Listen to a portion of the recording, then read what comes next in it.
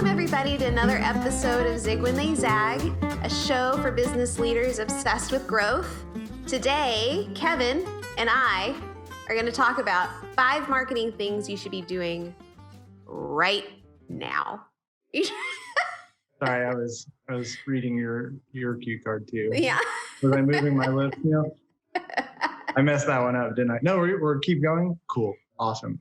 Yeah, no, this is a great episode. We're going to talk about things that you should be doing right now, and the reason why you should be doing it right now, because like we will talk about it in a future episode, marketing does not happen right away. It is about changing consumer behavior and positioning you as the choice in their minds so that when they're ready, or even making them realize that they're ready for you to make their life better, you're already ahead of the game. So that's why you need to do it right now, is because this world we're in right now is crazy, but it is starting to change. I've been fully vaccinated. Jessica's been fully vaccinated. We're having conversations as a business about how do we safely reopen the office. People are starting to come back in. It feels like a new era. Yep. And it was interesting because Jessica and I were talking earlier, and you were telling me the story about, I forget who was talking to you about it, about the Spanish flu in the 1900s. So yeah. The Roaring Twenties. The Roaring Twenties. Yeah. That's right. So what was so special? What was that story? Yeah. Well, I was speaking to somebody this morning, and he was telling me, hey, remember the Spanish flu was in 1918 or 1919, and it was this pandemic that lasted a couple of years, and it was horrifying, and then people had to start coming out of it, and they went through these different phases. And the first phase was just kind of like uncertainty, and then second was like, okay, we're trying to get back to normal. Like, we have to figure out what normal looks like now. And then the third phase was that they just went nuts. And he said, historians, studying pandemics really believe the pandemic is one of the main reasons why the 20s were kind of defined the way they were. People just went nuts. And he said, I think we're going to go through something similar. Except now we have trillions of dollars of stimulus pumped into the economy at the same time. And he goes, so this is going to be some crazy times. And so that's optimism, which I love hearing in the voice of another business owner. But, I think we all have to kind of prepare for what that looks like. And I understand, like, a lot of businesses that struggled in the in 2020, maybe they've cut back on marketing. Like, ideally they didn't, right? I think we have episodes where we talked about, like, if you can market now because your competitors might not be. But if you were in the family of companies that had to just cut back on marketing expenses, you better start now, because 2022 is probably going to be a huge growth year, and you've got to set some foundational stuff up now. Yeah. No, that's absolutely true. I think, the whole reason we started this podcast is because the companies that we work with are great companies. They have value. And so as things were withdrawing in, we wanted to help our partners, help our customers really focus on, okay, how do you view this as an opportunity? And a lot of our customers have navigated this really well and seen a lot of growth in the last year.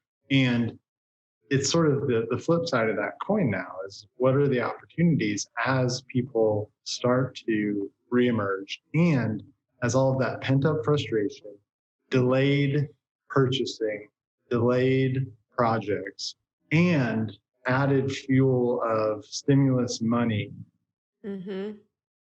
Delayed partying. Exactly. So Jessica's number one thing you should do right now is throw a party and invite her. But for marketing, what we really want to talk about is these are the things that right now, this is when you have the opportunity to be top of mind when those things start to happen. And it's going to start happening this summer. And so you really need to have a little bit of urgency about some of these things. So let's jump into the list. Stop talking about how much we love to party and miss partying, and how you've already bought a flapper dress and all the other roaring 20s. It's There you happening. go. Yeah. On the podcast, Jessica just did the Charleston. Actually, don't think that one's the Charleston. Anyway, so Jessica, what's the first thing that we're doing as a business that we would recommend to our clients, to other growing businesses out there that they should do with regard to their marketing? We meant like we're gonna beat it like a dead horse, but it's just talk to your customers. Talk to your customers. Number one on the list. And we are talking to our customers all the time, but I make an effort to ask questions and talk to other business owners that would be ideal clients of ours to try to get a sense of what they're looking for, what they're worried about. I've built my network to try to have kind of a constant feedback circle. And if you're not in a position where you've talked to your customers in a while, you got to figure out what they're worried about now, because we just went through something crazy. And so their worlds have changed. Yeah. And their priorities have changed. Yeah. And they're going to be very distracted. And so the opportunity to reach them in a little bit is going to be hard, because they're also going to be going through the stress of figuring out the new normal and the waves of re-emerged economy and all of these things. So now is the time, whether that's surveying, easy as picking up and calling them on the phone. It is actually one of the things we love to do for our customers is talk to their customers, because that unbiased perspective, and our team knows how to ask really good questions. But yeah, that's definitely top of the list. And you're right. If you've listened to any of these other episodes, you've definitely customer centric. So definitely number one, probably number two on our list as well. We're doing something just on this point too, that we had a client that had feedback for us. And for the first time, we're going to invite that client to actually talk to the team, because we know he's a great presenter and he's going to present this feedback to us in a really constructive way. And I just welcome the opportunity, because things have changed for him. And I want us to understand where he's coming from so we can do a better job as a company. So look for those opportunities. Yeah. Ask for them. I think that's the other thing.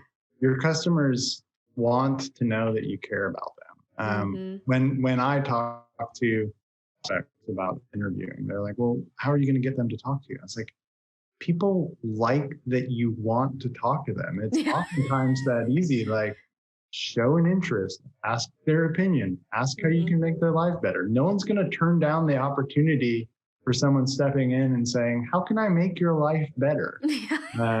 Also, pro tip, husbands, I was taught this the other day, ask your wife that. How can I make your day better? How can I make your week better? Honey, if you're listening to this, I wasn't manipulating you by asking that. I legitimately was like, that's a brilliant idea, because of course, that's how we make our life better, is by communicating, and that makes for better service. Your wife doesn't listen to this. All right, what's number two on the list? My wife's not even real, y'all. I'm not even real. Business goals. So this one is really interesting, because I feel like the first couple months of this year have been nuts. Insane. January was like, okay, we got through December and we're like, thank God we made it through 2020. Now let's figure out what 2021 is going to be like. And it was super busy. And then for those of y'all not in Texas, 2021 in February was like, hey, we're going to have the biggest snowstorm we've had here in over 30 years. And we're going to have an energy crisis. And we're going to be stuck at home without power or heat or water or some mix of the three, and it is going to grind everything to a halt. And then March was like, oh, I guess that never happened, but we missed two. That's hot again.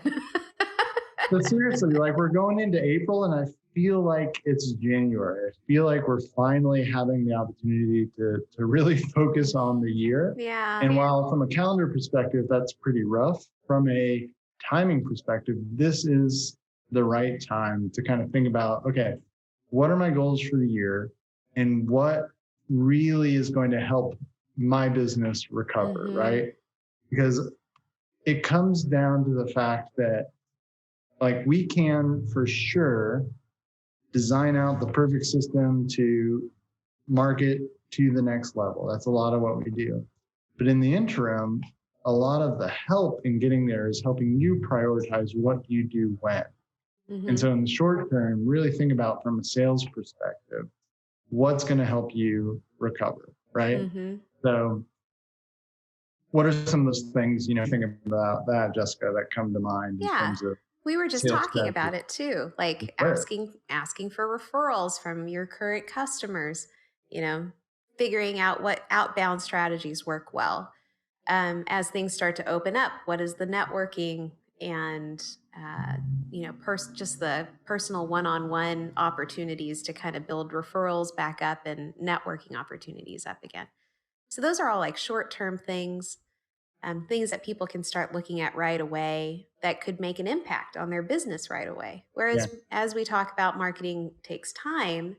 So while you're doing that, at the same time, you should be thinking about where you want to be this time next year and work on that from a marketing perspective. Because Yeah. whatever you need to build up to, if you don't want to be in this position 12 months from now, you better do something about it right now. Yeah.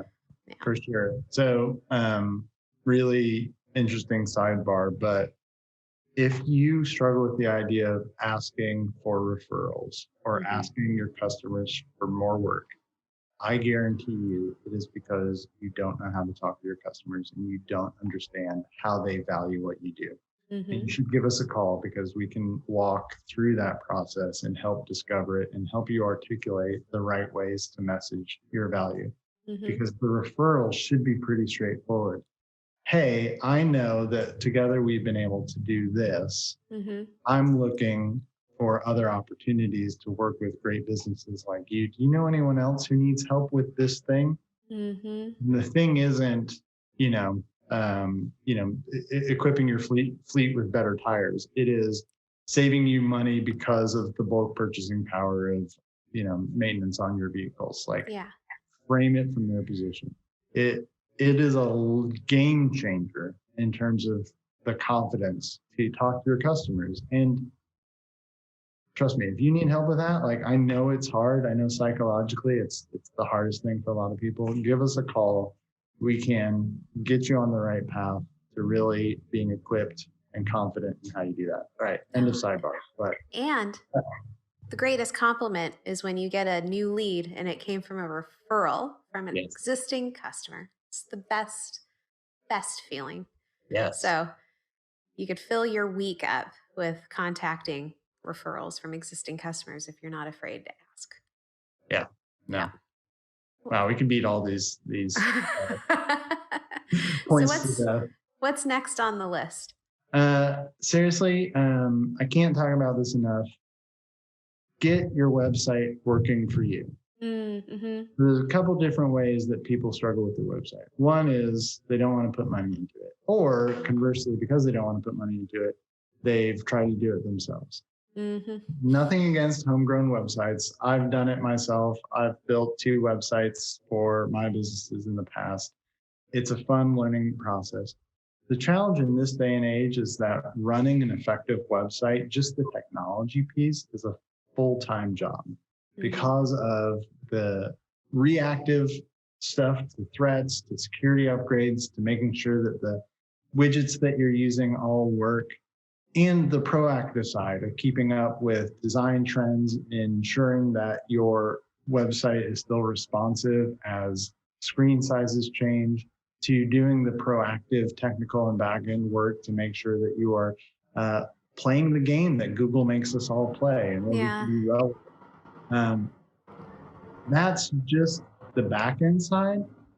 From the functional side, stop thinking about your website as a brochure that says how great you are, right?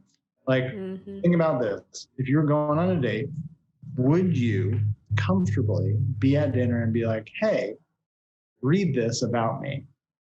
Like, how would that go? Like, oh, cool, you're customer centric and really value quality and have been in business for 40 years. That's fantastic. You really need to change the way you think about your website. And this may be philosophically a much bigger question, but I cannot get off this point. Clients don't care about you. They don't. You have to earn that. They Yeah. care about themselves. And so every person who comes to your website, they have to be able to quickly say, what is this? Why do I care? And what do I do next? Yeah. So do me a favor, take a look at your website and think about it like this. People are coming out of the pandemic. Everybody is going to be insane. They haven't talked to other human beings. They've been stuck alone. They've been stuck, if you're like me, with wonderful, amazing children who also don't watch this podcast. So I don't know why I'm pandering to them, right? And they're just desperate for some sense of normalcy and some like endorphins.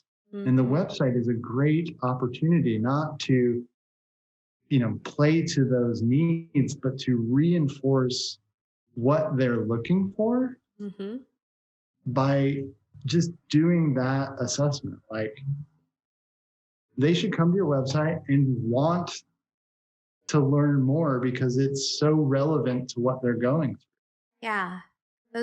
Your website's your salesperson when you're not in front of the customer, All right? the time. Yeah. And a good salesperson is asking questions about the customer's problem before they even start pitching. So the website should be set up in a similar fashion. But I think just on a basic level, if you're not sure where to start with how to fix your marketing and you're trying to do something right now, something actionable, check your website, make sure it loads. Does it load on a mobile device?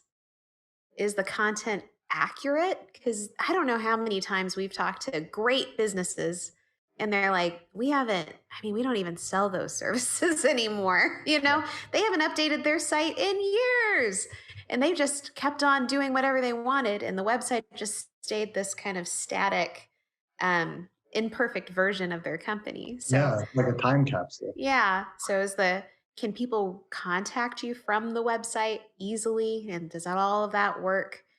Just basic stuff like that. And if you run into any hurdles, it's probably a good indication that it might be time to upgrade, get a new site, freshen it up, and it'd be a good year to do that. Yeah. You'd be set up for success by next year. Yeah, and I will say the website's hard for a lot of businesses because it is an investment that you don't understand the return on. But understand this, every single person that you do business with is going to go to your website, regardless if you need them to or not. When they are first trying to figure out even what they need, they're going to go to your website, right? Because they're searching and they need to understand their problem because you have that opportunity to help shape how they think about their problem. When they're evaluating what to do about that problem, they're going to go back to your website. They're going to do other things. They're going to talk to other people. They're going to read reviews. They're going to read articles and posts that you have. They're going to read guides that other people have, but they are going to go back to your website. And that's what you want. You want them on your website, seeing how you answer the questions that they have or that they don't know they have. And then when they're ready, they're going to come back to your website because that's where they're going to orient themselves on what I do next. It is their sales concierge, and it really can be designed to effectively meet every need that they have. And if it doesn't have to be, you don't have to think about it like a $50,000 investment. But if you spread that cost across every customer that you have, it's really not that much. And strategically is one of the best investments that you make. And I also understand from a budgetary perspective that it isn't something that a lot of people have money set aside for. So we have come up with a couple different programs that we're rolling out this year to really help step you into the right budget for a website. And even if you don't know what you need or how much the website you think you need is going to be, give us a call because we can help you with that too. We have a great design thinking workshop that we run our clients through to help design the website for them so that it's no longer, I know I need something. I don't want this. This is the website that I want. So, definitely audit your website. it is going to be so critical for just engaging your clients and engaging your Mm-hmm. potential clients as they come out of this. Yeah. So what else? I'm What else would you I'm do? excited about the next one, which I think is just I think this is more of a gut feeling I have, but I think that more businesses should be showing off their employees in their marketing this year. And that's something you can start doing immediately on social media and through video marketing and content creation. But I think it's the lack of interaction from this past year. And then also people wanting to connect with businesses that have real people in it that are doing great work instead of kind of the big nameless faceless brands. I think small to medium sized businesses have an opportunity to really get in there and scoop up customers that would have otherwise maybe gone for just the big name, but now they're maybe more interested in doing something locally with people they can connect with. And Yeah. so I'm thinking, if you're not doing it already, start bragging about your people and why they're unique and why they're great and why the business appreciates their clients because it helps them employ wonderful people like that. And I think that will make a big difference in just about every small to medium sized business's marketing plan. Yeah. I will say this. I think there's another reason, even just for your own sake, that Mm-hmm. this is valuable. Everybody has been so stressed out this year that the only way I can describe it is like no one's holding it together, right? And so what I've seen and what I know a lot of you have experienced this year is we're all in that constant stress zone Mm-hmm. where we don't know what's happening. We don't know what normal is. We don't know, the home stress becomes the work stress because they're the same place, right? The family stress, the financial stress, like it is all over the place. And Yeah. when that happens, from a leadership perspective, it is so easy to erode morale because you're just stressed all the time, right? Yeah. And so, even if this isn't something that you really would feel confident in, really think about how you focus on showing your teams, your people, show them off because Mm-hmm. that's what we need. We need to feel valued. We need to feel appreciated. We need to separate out that stress response from the I actually am so glad and see the contribution that you make because Mm-hmm. yeah, I mean, congratulations. We have made it through this. We are seeing the end of the tunnel, but a lot of suffering has happened. A lot of damage has been done. And this is a really great way to build back morale, right? Yeah. To recenter that message of like, we are a team of people who are here to make your life better. Mm-hmm. Let's invite you into knowing who that is. And you're absolutely right. From a trend perspective, local, Mm-hmm. relational, man, I really do appreciate how concerned Chick-fil-A was for me and my health and my mental health and, all the emails I got about these unprecedented times. Did But Chick-fil-A now, really email you that? yeah, Really? every email that I got this year, it's like in the new Yeah. normal and these unprecedented times, it's hard out there. Buy Yeah. a couch. And I'm like, what? Like, also do me a favor. Don't send an email that talks about unprecedented times. We know it's unprecedented times. We're over it. Yeah.